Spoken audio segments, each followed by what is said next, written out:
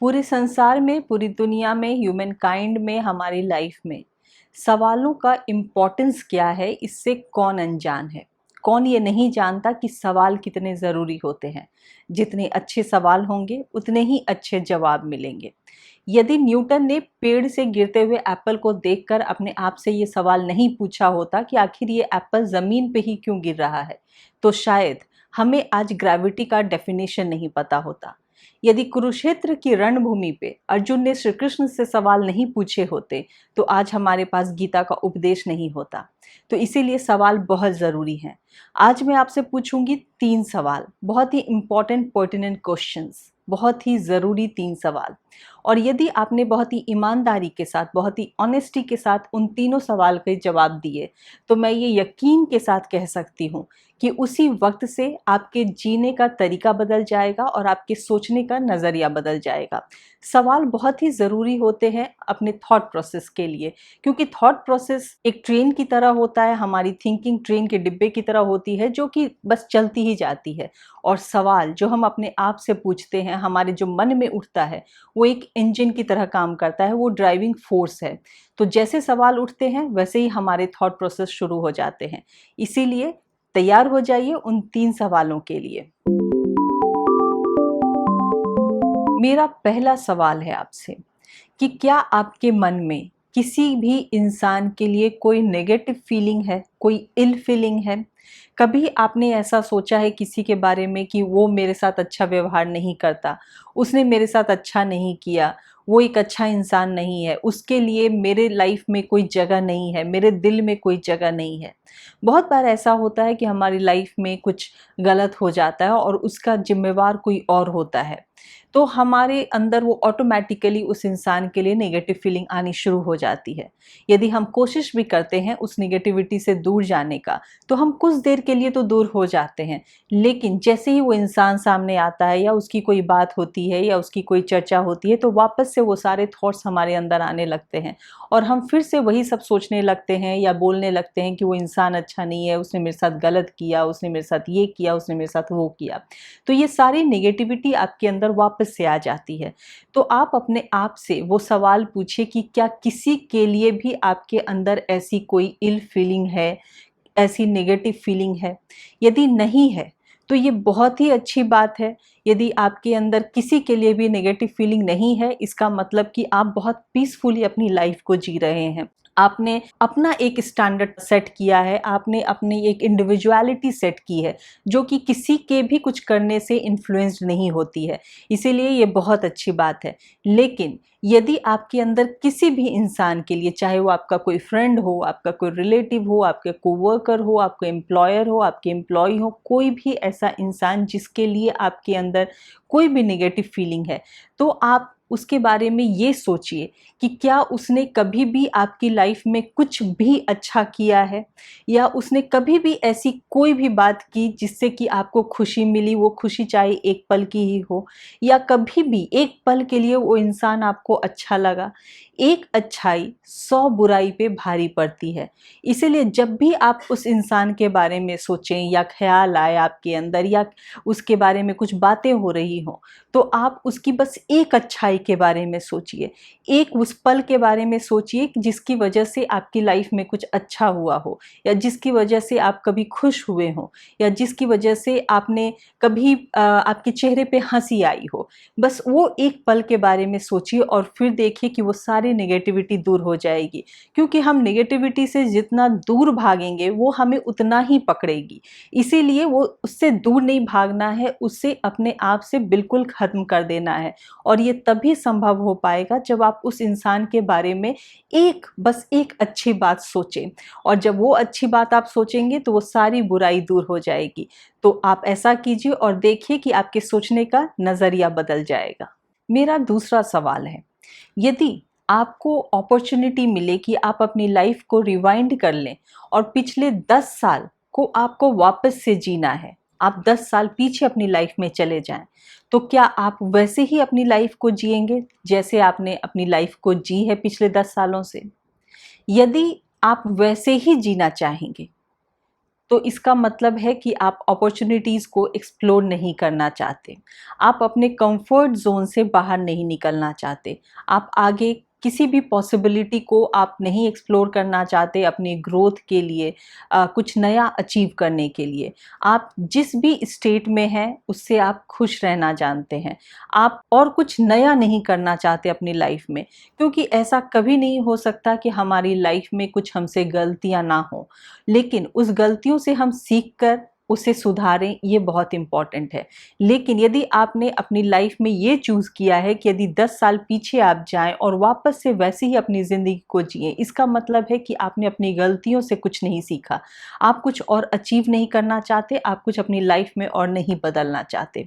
लेकिन दूसरी तरफ यदि आप अपनी लाइफ को फिर से कुछ अलग तरीके से जीना चाहते हैं, इसका मतलब कि आपका बहुत ही ग्रोथ माइंडसेट है, आप अपॉर्चुनिटीज़ को ग्रैब करके एक्सप्लोर करना चाहते हैं और अपनी ज़िंदगी को कुछ अलग तरीके से जीना चाहते हैं, अलग कुछ और अचीव करने के लिए, एक नया ग्रोथ लाने के लिए, अपने रिश्तों में और नए सुधार लाने के लिए। तो इसीलिए ये बहुत ज़रूरी है कि हम अपनी मिस्टेक से सीखें, उसे सुधारें और हम कुछ अलग करें, कुछ नया करें। हर बार हमें अपॉर्चुनिटी नहीं मिलती, लेकिन यदि हमें एक ऐसी अपॉर्चुनिटी मिल जाए तो क्यों ना हम अपनी लाइफ को और बेटर बनाएं। तो यदि आप आज के डेट में भी सोचिए, क्योंकि ज़िंदगी दोबारा मौका नहीं देती और जो वक्त बीत जाता है वो लौट कर नहीं आता, लेकिन यदि इस तरह के सवाल हम अपने आप से पूछेंगे तो शायद हम आगे वो गलतियां ना दोहराएं जो कि हमने पीछे गलतियां की हुई हैं। इसीलिए इस तरह से अपनी थिंकिंग को आप शुरू कीजिए कि जो भी मैंने पास्ट में मिस्टेक किए हैं या मुझसे कुछ गलती हुई है या हमने किसी को यदि हर्ट किया है, तो आगे की अपनी ज़िंदगी के सालों में हम वो वापस चीज़ें ना दोहराएं, हमारी वजह से कोई दुखी ना हो, हमारी वजह से कोई परेशान ना हो, और जितना हो सके दूसरों में खुशियां ही बांटें। और उसके साथ साथ ये बहुत ज़रूरी है कि अपने आप पे भी उतना ही वर्क करें। हो सकता है पिछले 10 सालों में आपने अपने आप पे उतना वर्क नहीं किया हो जिसका रिग्रेट रह गया हो, तो आगे के जो आपके साल हैं उसमें आप अपने आप पे वर्क कीजिए और अपने आप को और इम्प्रूव कीजिए एक बेटर इंसान बनाने के लिए। क्योंकि हम अपने पास्ट में जो भी होते हैं, ये बहुत ज़रूरी है कि अपने आप से ही कंपटीशन हो और अपने आप को अपने पास्ट से बेटर बनाएं। तो इस तरह की थिंकिंग से आप अपना फ्यूचर बदल सकते हैं। मेरा तीसरा सवाल, यदि आपको ये पता चले कि आपके पास ज़िंदगी के सिर्फ 24 घंटे बचे हैं, आखिरी 24 घंटे, ज़िंदगी का आखिरी दिन है, तो आप क्या करेंगे? एक आंसर ये हो सकता है कि आप अपनी लाइफ को रिफ्लेक्ट करें कि आपने क्या किया, आपकी लाइफ के कुछ अच्छे पलों को याद करें। आप अपने वो आखिरी दिन को बहुत ही शांति के साथ, बहुत ही खुशी के साथ गुज़ारना चाहें। आप ये सोचें कि शायद सब चीज़ अच्छा किया, कुछ गलत नहीं किया, किसी को कुछ दुःख नहीं पहुँचाया, अपनी लाइफ में सब कुछ बहुत अच्छा एन्जॉय किया। क्योंकि लाइफ भगवान की, ऊपर वाले की हम सबको एक गिफ्ट है, और हम लाइफ को कैसे जीते हैं, यदि हम अच्छे से जिएं तो वो ऊपर वाले को हमारा एक रिटर्न गिफ्ट होता है। तो यदि हमने अच्छे से लाइफ को जी है तो वो हमारा आखिरी दिन बहुत ही पीसफुली बीतेगा। लेकिन यदि उस आखिरी 24 घंटे में यदि हम भागकर अपने रिस्पॉन्सिबिलिटीज़ को पूरी करना शुरू कर दें, अपनी लायबिलिटीज़ को पूरी करना शुरू कर दें, वो हमारा आखिरी का 24 घंटा भी बस भाग-दौड़ में ही गुज़र जाए, इसका मतलब कि ज़िंदगी को हमने अच्छे से नहीं जिया है, हमने सिस्टमैटिकली नहीं जिया है। क्योंकि बहुत सारी रिस्पॉन्सिबिलिटीज़ और लायबिलिटीज़ ऐसी होती हैं जो बस वक्त के साथ ही पूरी की जा सकती हैं। जैसे बच्चे हैं तो बच्चे जब बड़े होंगे उनके साथ उनकी पढ़ाई या उनकी शादी की रिस्पॉन्सिबिलिटी, लेकिन कुछ ऐसी यदि रिस्पॉन्सिबिलिटी है जिसको कि आप आखिरी पल में पूरी करना चाहते हैं, इसका मतलब कि आपने शायद पहले अपनी लाइफ को प्रोक्रेस्टिनेट किया है, आपने अपनी रिस्पॉन्सिबिलिटीज़ को टाला है। बहुत बार ऐसा होता है कि हम अपनी क्षमता के ऊपर बहुत सारे लोन्स ले लेते हैं, या हमारी जो हद होती है उससे ज़्यादा हम अपनी रिस्पॉन्सिबिलिटीज़ बढ़ा लेते हैं, लायबिलिटीज़ बढ़ा लेते हैं, और वो हमेशा हमारी ज़िंदगी में आड़े आती है। क्योंकि हम फिर अब अपने टर्म्स एंड कंडीशन पे ज़िंदगी नहीं जी पाते, हमारी पूरी ज़िंदगी उसी जद्दोजहद में लग जाती है कि ईएमआई कैसे दें, अपनी ये रिस्पॉन्सिबिलिटी पूरी कैसे करें, अभी वो काम कैसे पूरा करें। बस पैसा कमाना और ईएमआई देने में ही हमारी ज़िंदगी बीत जाती है, हम उस लाइफ को एंजॉय ही नहीं कर पाते हैं। इसीलिए ये बहुत ज़रूरी है कि अपनी रिस्पॉन्सिबिलिटीज़ को, जो भी आपकी हद है, जो भी आपकी क्षमता है, उस हिसाब से ही बढ़ाएं और उसे वक्त वक्त पे पूरी करते रहें। क्योंकि यदि आपके जाने के बाद वो रिस्पॉन्सिबिलिटीज़ रह जाएंगी तो आपके पीछे आपके घर वाले भी उतने ही परेशान होंगे। दुख होना किसी के जाने का वो अलग बात है, लेकिन किसी के जाने की वजह से यदि परेशानी बढ़ जाए तो वो सही नहीं है। इसीलिए जो भी रिस्पॉन्सिबिलिटीज़ हैं अपनी क्षमता के हिसाब से ही, अपनी कैपेबिलिटीज़ के हिसाब से ही वो अपने पे लें और उसे टाइम टू टाइम पूरी करते रहें, ताकि आप भी अपने लाइफ को अच्छे से एंजॉय कर सकें, अपने टर्म्स एंड कंडीशंस पे अपनी लाइफ को जी सकें। ये बहुत ज़रूरी है। हमारी quality of life directly influenced होती है हमारी क्वालिटी ऑफ थिंकिंग से, और क्वालिटी ऑफ थिंकिंग इन्फ्लुएंस्ड होती है हमारी क्वालिटी ऑफ क्वेश्चन से, जो हम अपने आप से पूछते हैं, हम अपने लिए तय करते हैं। तो इसीलिए ये इन क्वेश्चंस का आप बहुत ही ईमानदारी के साथ जवाब दीजिए, और मुझे यकीन है कि यदि आपने इन सवालों पर गौर किया होगा, ध्यान दिया होगा, तो आपके सोचने का नज़रिया बिल्कुल बदल जाएगा और आपके जीने का तरीका भी डेफिनेटली बदल जाएगा।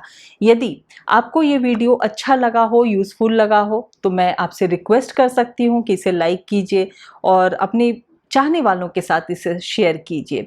यदि अभी तक आपने मेरे इस चैनल को सब्सक्राइब नहीं किया है तो प्लीज़ इसे सब्सक्राइब कीजिए। And thank you for watching.